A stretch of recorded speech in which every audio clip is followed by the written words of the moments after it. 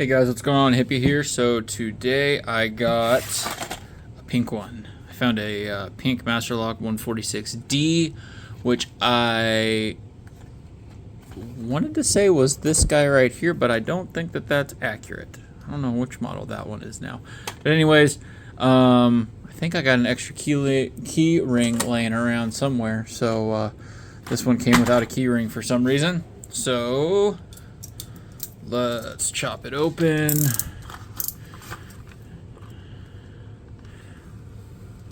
Cases are half the battle.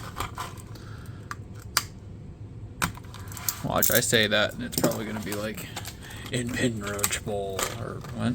I don't know. Anyways, I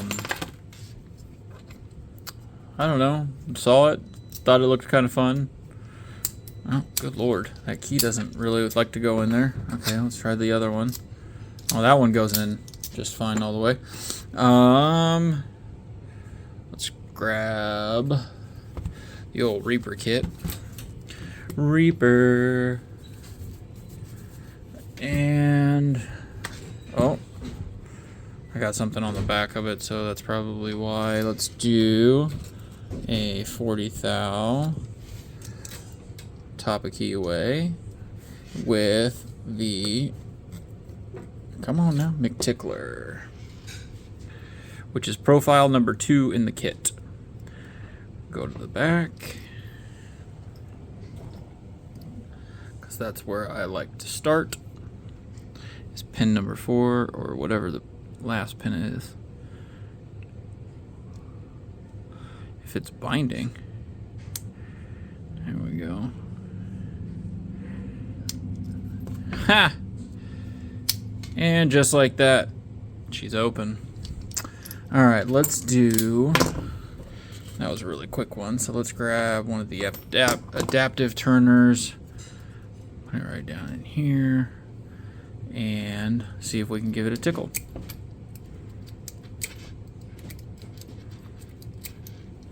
No?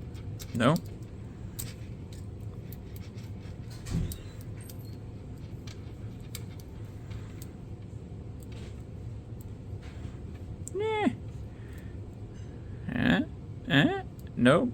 Okay.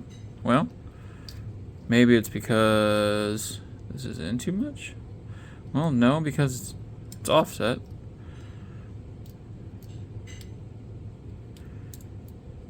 Oh, I think I'm oversetting the front pins whenever I'm going in trying to do that. So let's do it this way.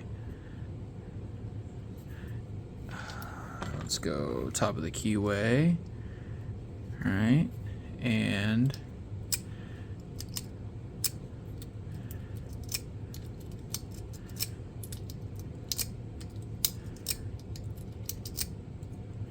no, nothing. All right, fine. Was it a fluke? Nope, wasn't a fluke, but it's probably nowhere close to being tickle proof.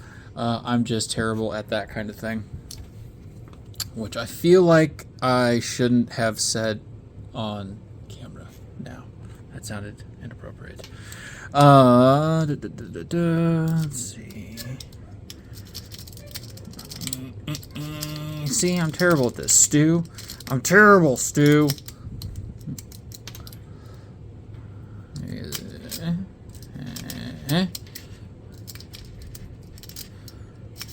Oh, almost put that in my finger.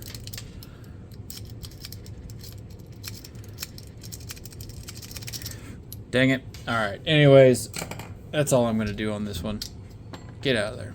Anyways, that is the pink Master Lock 146D, and it was picked and opened. Alright, catch you guys later. Bye.